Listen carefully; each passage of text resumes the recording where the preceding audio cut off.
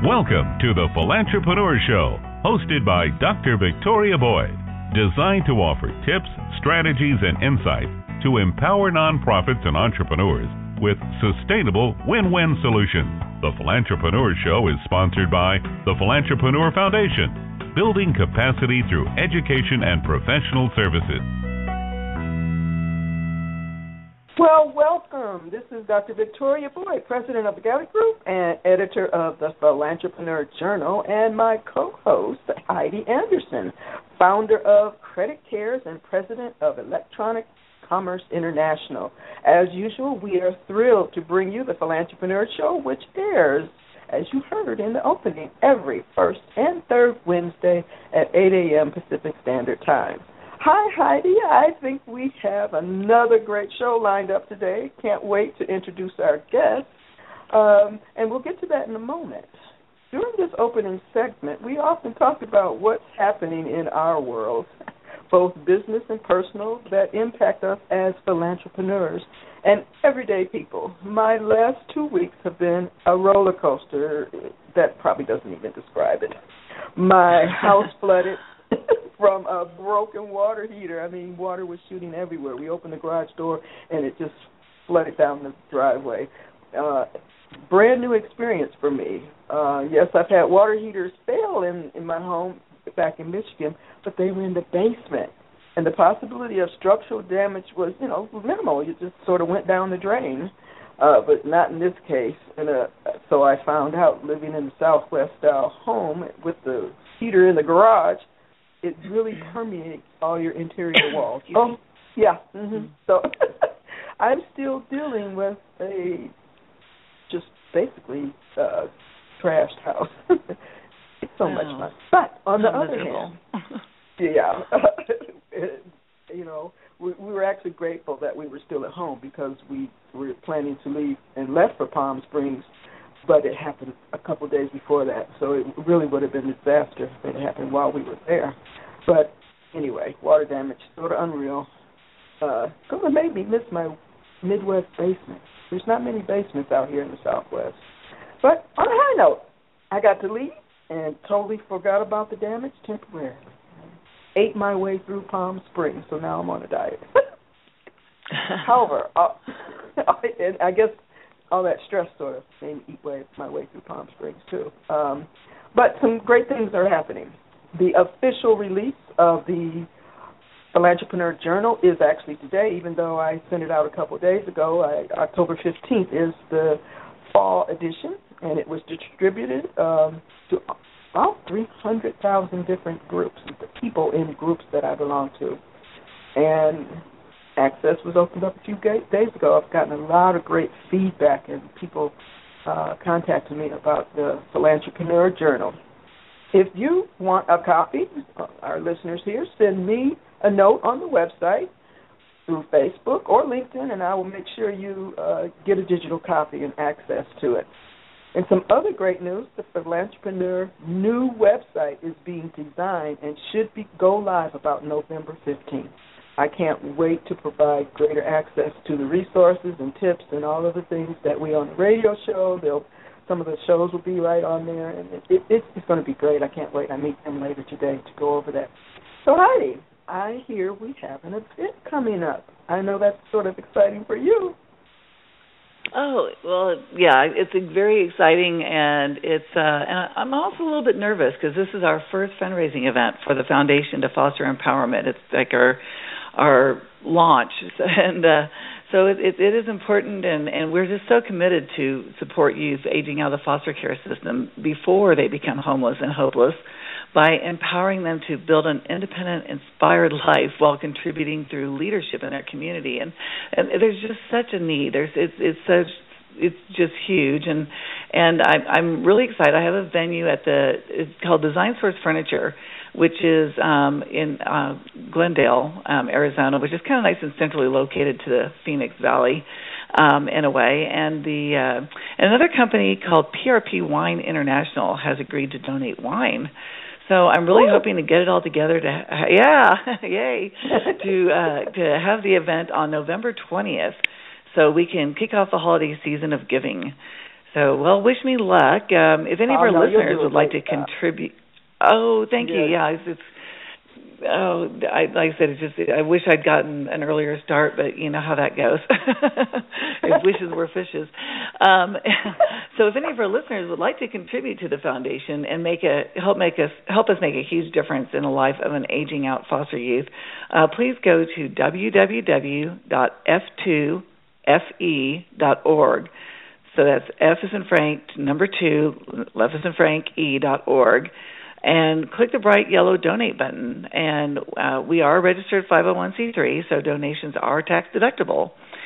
And, having been an entrepreneur in the merchant services business for several years and now starting a nonprofit, which is based on my passion, and trying to pull those two things together, I'm really excited to hear from our guest today. Oh, yeah. Today our topic revolves around entrepreneurship. According to several resources like the Global Entrepreneurship Monitor, the U.S.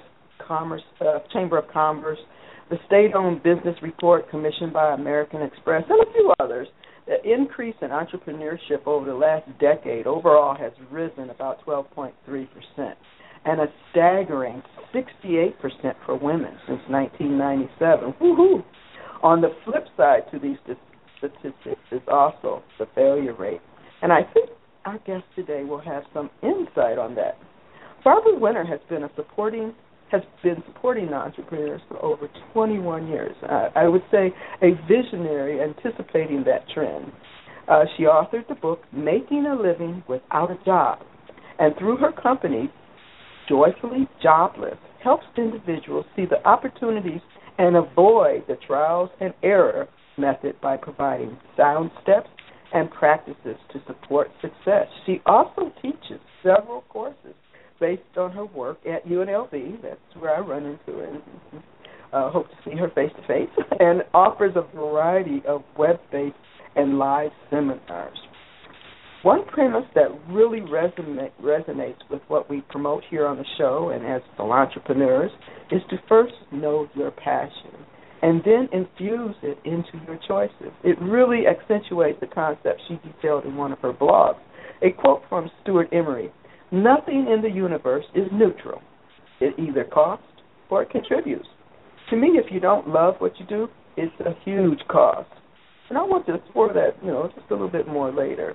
But first, let's greet Barbara Winter, joining us from Valencia, California, author, visionary, and how she describes herself, the Gypsy teacher. Barbara, you mentioned you were astonished at the longevity your book has had. Give us some background on what inspired you to write the book in the first place, and perhaps why it has stayed so relevant. Oh, that's a really good question. I did not envision that this was the road I was going down when I started my first business. I had become very interested kind of around my 30th birthday, I think, in personal growth and development, which was something I had never in all my years of formal education encountered before.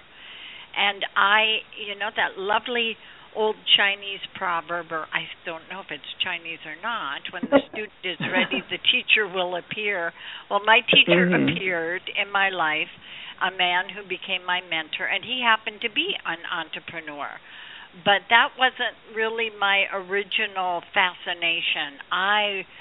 He introduced me to the world of personal growth and development, and at that time, and we're talking like 40 years ago, there was a lot less to choose from than there is today. So I started exploring first by reading books like Think and Grow Rich and The Power of Positive Thinking, and then eventually I started going to seminars, and I noticed in these seminars that women were almost entirely absent. And at that time, all the material was written by men for men. There was nothing really talking to women about things like self-esteem and goal setting and that sort of thing. So the first business that I decided to start was a program for women just sharing these things that were really making a difference in my own life. And this was also at the time when the women's movement was really gaining a lot of momentum, and the message I heard about work and careers coming out of that was that women should start kind of doing battle with corporate America. And I would meet these really amazing women in my seminars who were like, this untapped potential sitting in front of me. And I often would leave and think, they would be so fabulous working on their own. And so it kind of morphed over time into kind of shifting my focus, first of all, to just start suggesting self-employment. And then after maybe a decade or so, I moved back to Minnesota and discovered as a newcomer in town, people were really curious and fascinated and skeptical about the fact that I didn't have a real job, and I was smiling all the time. And they couldn't quite figure that out. And in fact, I lived in an apartment, and the apartment manager, after I'd been there several months, said, we can't figure you out. You don't leave at regular times in the morning like all the other residents, and you're always so happy, and we decided you were a kept woman. And I said, actually, no. Else, right? Yeah, that's not really true. So no, of course not. There was at that time, and I had never seen such a thing before, an independent adult ed program in Minneapolis. And so just kind of randomly, I sent them an idea for a program called Making a Living Without a Job, because people just were drilling me about this. How do you do this? And I thought, well, I could just get everybody together all at once and explain it and then go on and do some other things I thought I was going to be doing.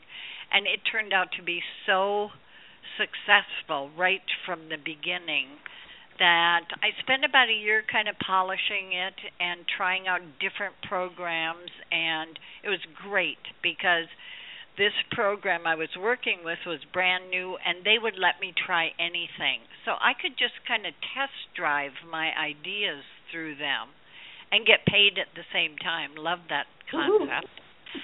And then I started getting invited, from places around the country. So it just kind of took on a life of its own and evolved from there. And eventually, I knew almost from the beginning there would be a book. And then eventually I was doing a seminar in New York City, and two publishers sent editors to my seminar, and both of them made book offers the following week. So that's how that all began. And then the book came out in 1993 and was updated in 2009 because it didn't mention things like, the internet. Like that wasn't in the original. Right. That was not in our vocabulary at that time. But the skeleton of it really had not changed. The philosophy has been, I just have been testing it forever and ever. And so the book has never been out of print since 1993, which is a great astonishment and joy. And at the same time, not such an astonishment, because I realized, and this is important for people listening to this too, is that the idea of self-employment really seems to be something we evolve to, that we grow into thinking about that. And I knew there would always be a new batch of people who had gotten to that point in their life where they were ready to explore. So that's it's interesting. You said that was maybe like 40 years ago. It sounds to me like you kind of pioneered what we now have, like the modern day business coaches, and there are a lot of women in the field now. But I know when I got into business as an entrepreneur, which was 15, 20 years ago, they really didn't exist. And the whole concept of, coaching or somebody to help guide you into self-employment and best practices and all that stuff, it didn't exist specifically for women. And so it's really, I wish I would have found your book in 1993, but well, and since then, do you think it's gotten easier or harder to become self-employed? Oh, my goodness, it's so much easier. And I just want to backtrack a little bit and say, the first year and a half I was self-employed, I didn't know another woman who was self-employed. And I was living outside of Madison, Wisconsin at that time, and moved to Santa Barbara. And that was one of my goals, was when I get to Santa Barbara, I'm going to find another woman who is self-employed, because I realized how vital that connection could be. Mm-hmm. And this is why I think, every day it gets easier than it was yesterday to be self-employed. And partly it's because so many of us are considering it now and doing it now. I was a junior achievement volunteer a few years ago, and I ended up with an assignment to teach free enterprise to fourth graders. And the first day I was there, I asked them, how many of you know somebody who works for themselves? And almost every kid in the class raised their hand. And I thought, a few years ago, that would not have happened. And so people are seeing other people doing it, so it doesn't seem so weird and bizarre. But the other thing that has happened as a result of this, which makes me very excited, is that we have so many more resources to tap into.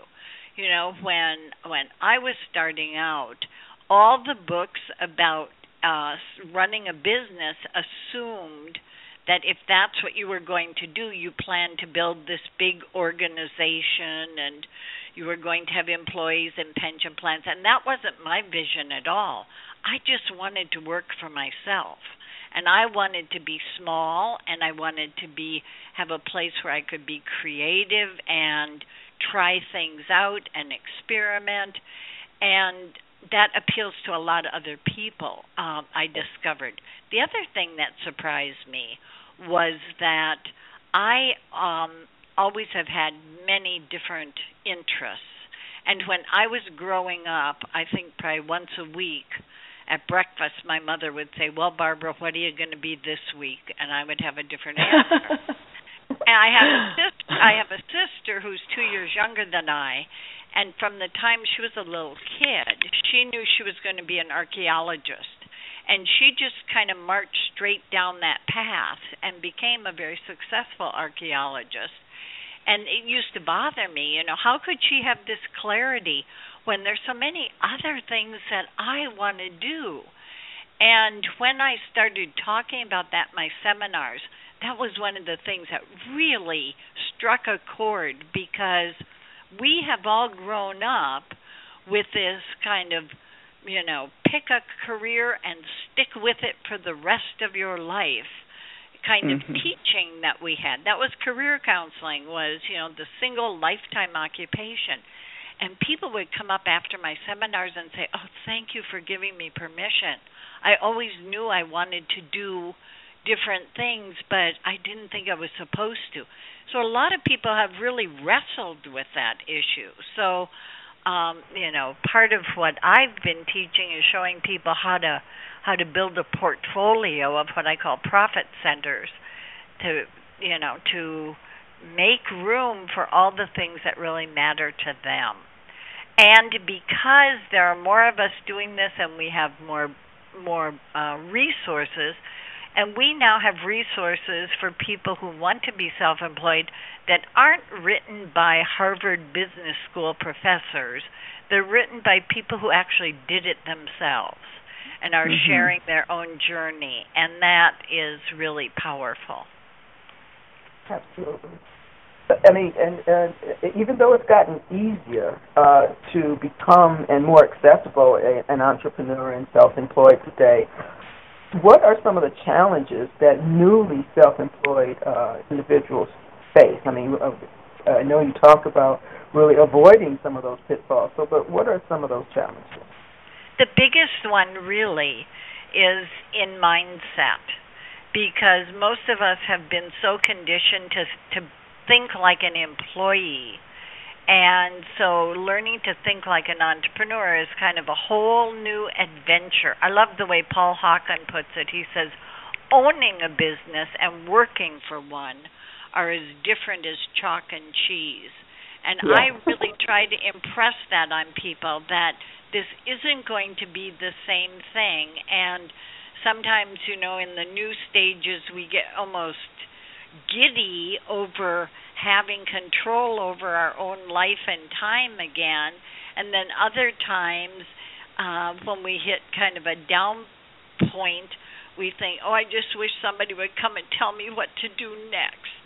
And we have to learn how to balance it. I talk a lot about cycles, that every business goes through cycles, and that, it takes a couple years to see what the cycles are for your particular undertaking, and learning to, kind of go with that and see that it's not uncertainty or it's not a sign of failure when you start going down. That's just the nature of the business.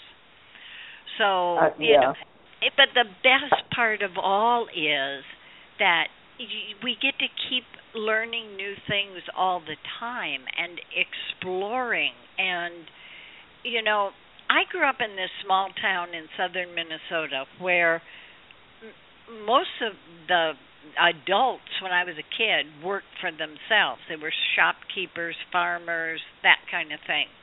And I remember the little variety store where we used to go buy our candy, and this grumpy old man who owned the store stood behind the counter, never talked to us. He was always standing there with the same expression on his face, and, just like a statue almost, take our money, kind of grunt, hardly speak to us. And I realized, much, much later, there's a reason why I never thought about doing something like that, because that was absolutely not what I wanted my life to look like. And then when I went into the career world, I realized that even though I wasn't going to be Mr. Tetzloff standing behind the counter, showing up in the same place at the same time with the same people doing the same thing every day happened all over the place.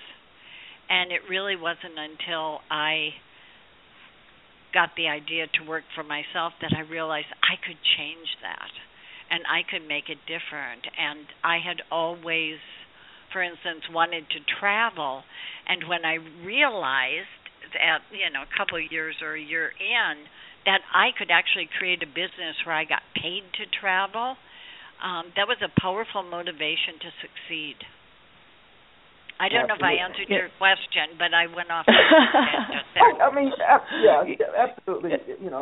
You said the mindset, and I'm glad you mentioned that, because one thing I mentioned in one of my first books, The Wealthy Teacher, answering the question, what's next, which is very similar to the past, because I talk about everyone has their passion and purpose and skill set, and it's how to monetize it. And I talk about the 3 pillars of success, which are your mindset, your values, and your worth. And you have to make sure, just like a 3-legged stool, if one is out of sync, you're just really not going to move forward, which is also the basis of what we do here on the Philantrepreneur. So, I'm glad you mentioned that.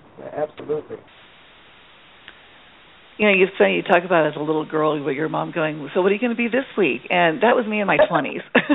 My mom jokes about all the different business cards and all the stuff that she has for me in my 20s. And, I think that's the perfect time to try on all those hats. And I know, my dad was an engineer. He worked for American Airlines for 25 years. My mom was a homemaker. It was so classic. And they ended up with 2 daughters that are basically unemployable.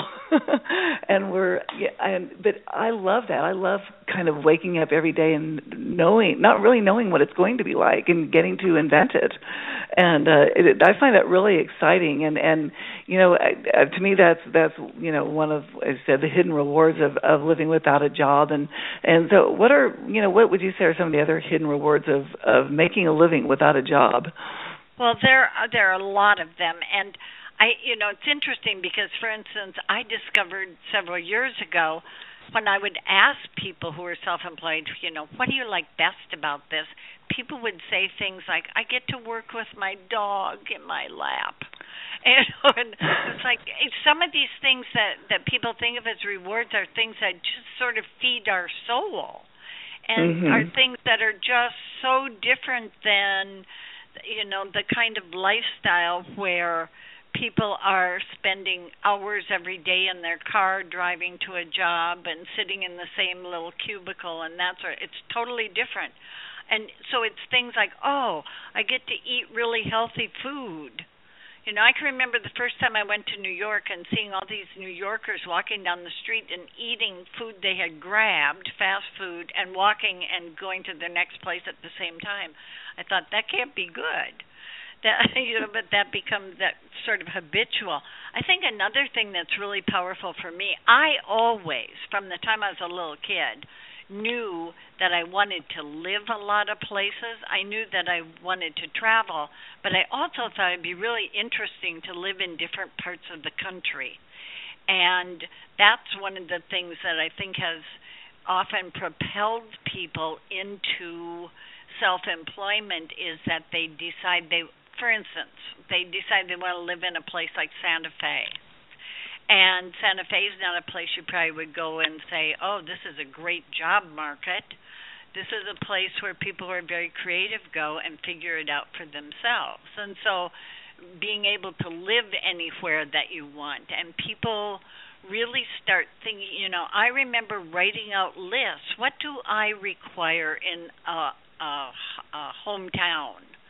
And it was very simple for me. I need a good library system. I need a good access to a good airport. And I want to be around people that admire self-reliance and creative self-employment, which is how I got back to Minnesota after having lived on the West Coast for a while.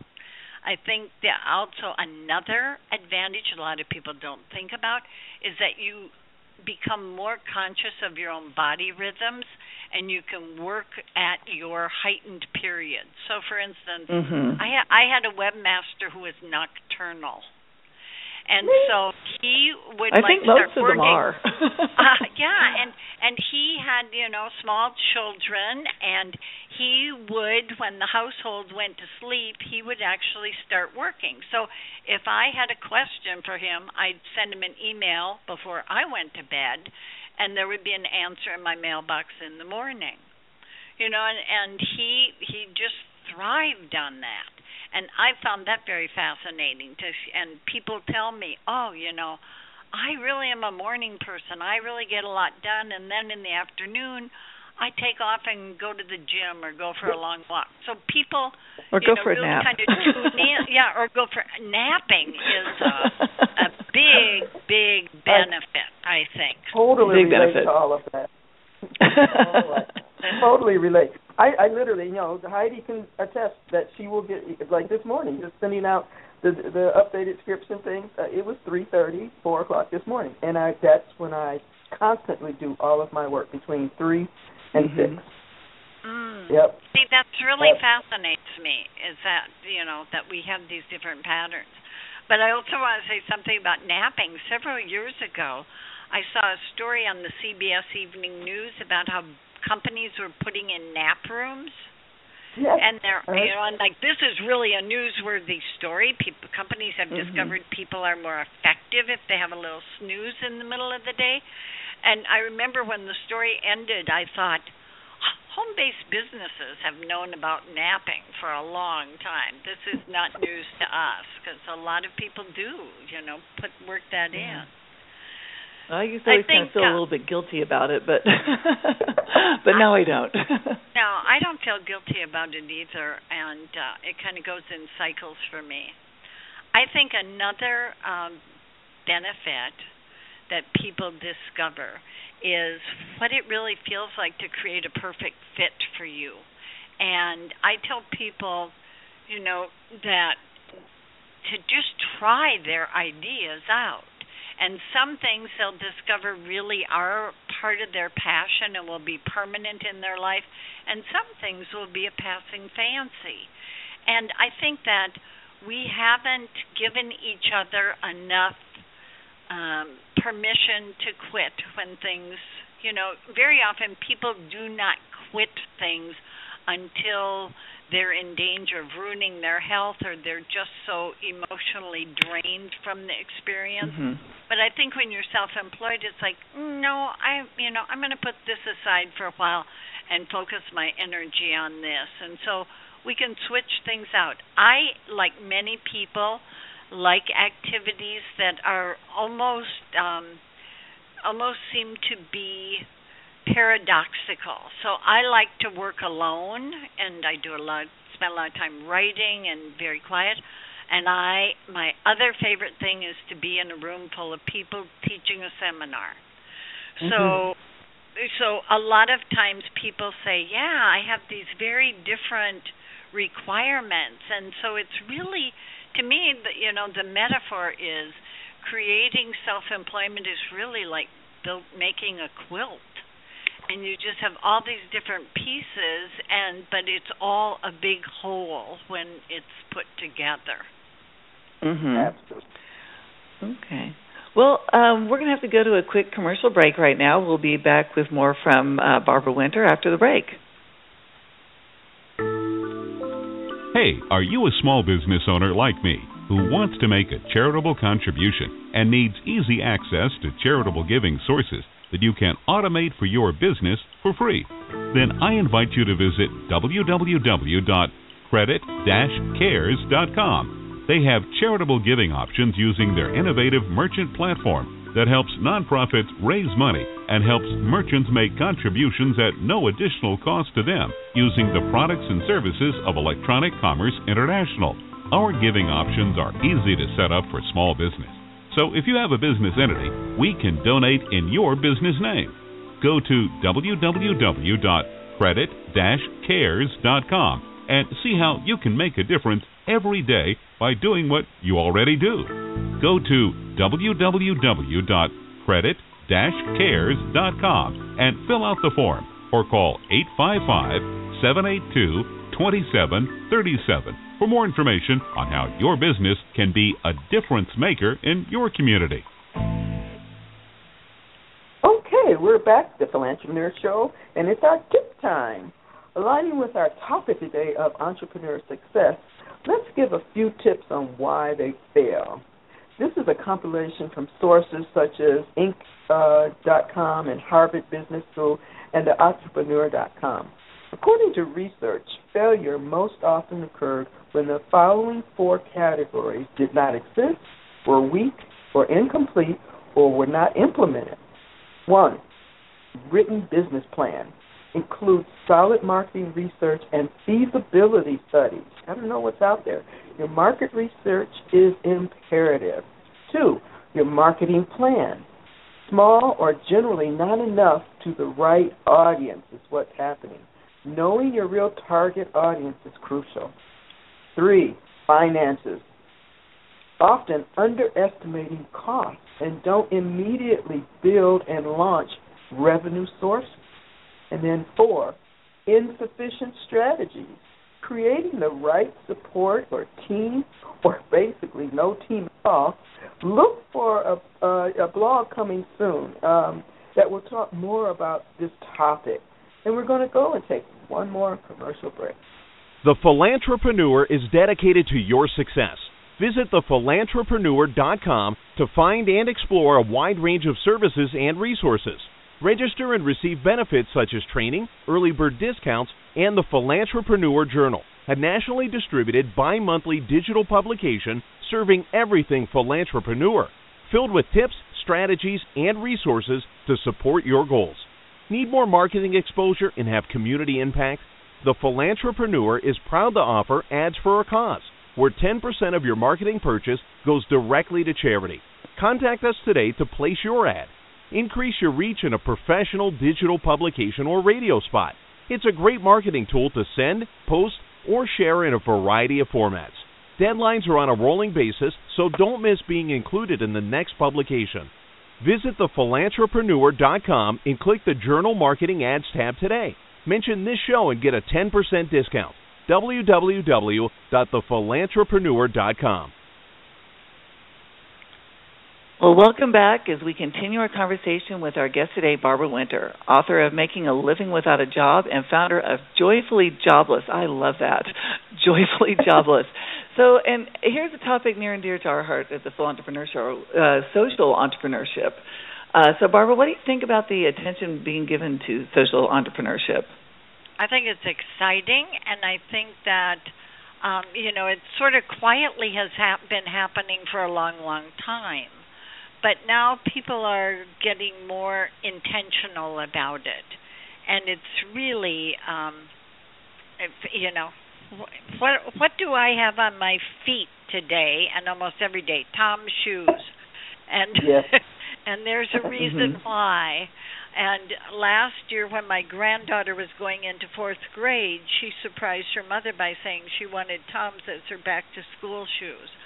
And people become aware of not only entrepreneurs who see this as part of their mission, but I think it also, when we have this kind of public thing go on like that, that's so personal compared to kind of our corporate philanthropic giving, which is kind of impersonal and involves more writing a check, but these really hands-on kind of things, it's just has an impact that is sensational. And I think that there are a lot of people who are actually drawn to self-employment as a vehicle to be philanthropic in the world.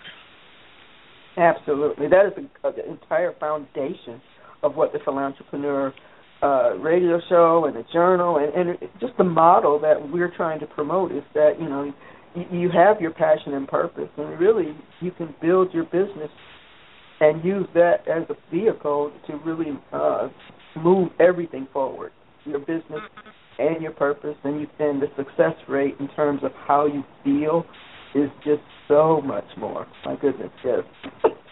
I'm loving it.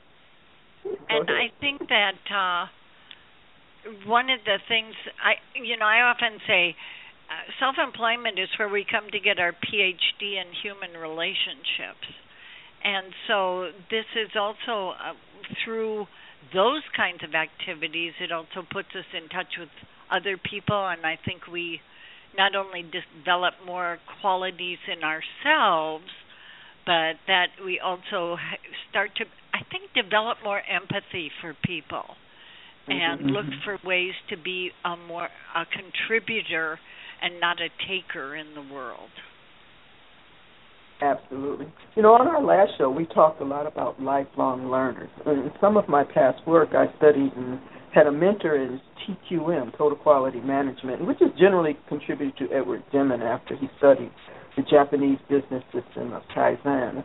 A feature of the model is a cycle of continuous improvement. Also, one of the failure points identified the inability to evolve. As an educator, what takeaways would you like our listeners to gain from our conversation today?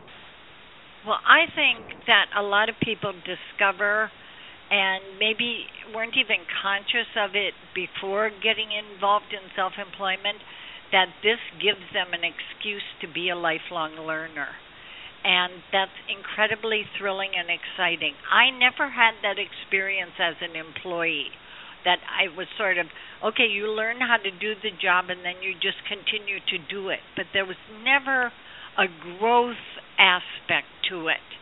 And, I tell my classes it was like Groundhog Day. I just would have the same year over and over and over again when I had a job. And it's not like that at all.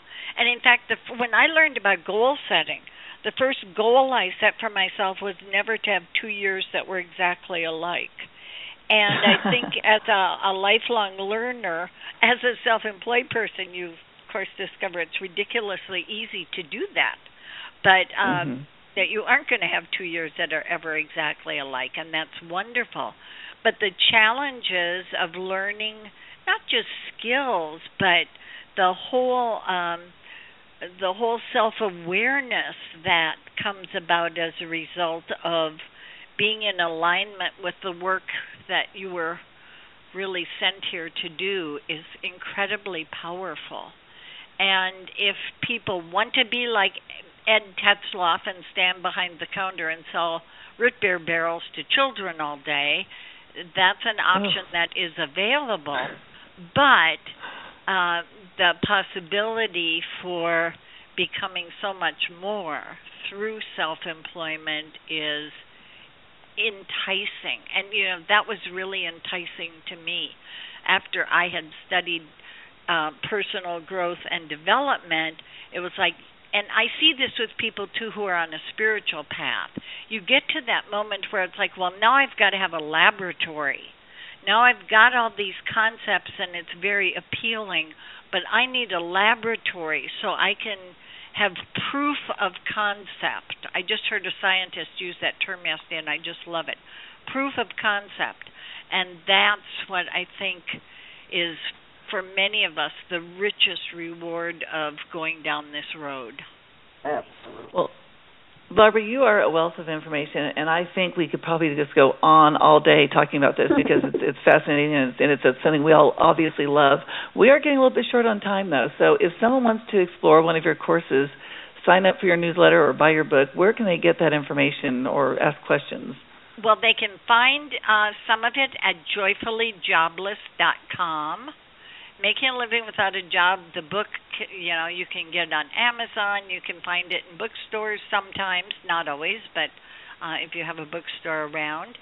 You can find those things on my website. I have very few seminars coming up until the beginning of next year, but I will be back in Las Vegas next week at UNLV. And if somebody wanted that information, they could also email me, Barbara at Joyfully Jobless, and I can pass along the link to that. So I think that's a good starting point.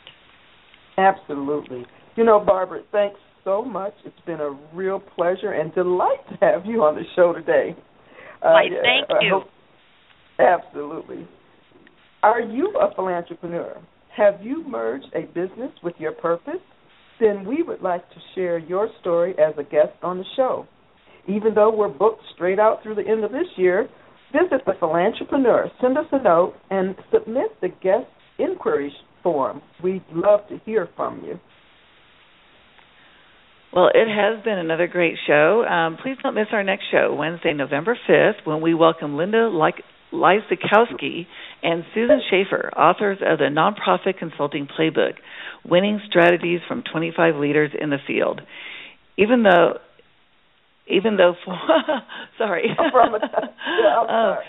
from a nonprofit perspective, the strategies are applicable and useful as a philantrepreneur. So this is Heidi Anderson and Victoria Boyd. saying thank you for joining us. Thank you for tuning in to the Philantrepreneur Radio Show, hosted by Dr. Victoria Boyd. Get involved. Follow us on Facebook and other social media outlets. If you wish to share comments or suggestions or appear as a guest on our show, visit www.thephilantrepreneur.com. Contact Victoria Boyd. Email her at theboyd@thephilantrepreneur.com. The Philantrepreneur Radio Show is a production of and sponsored by the Philantrepreneur Foundation, a 501c3 tax-deductible organization.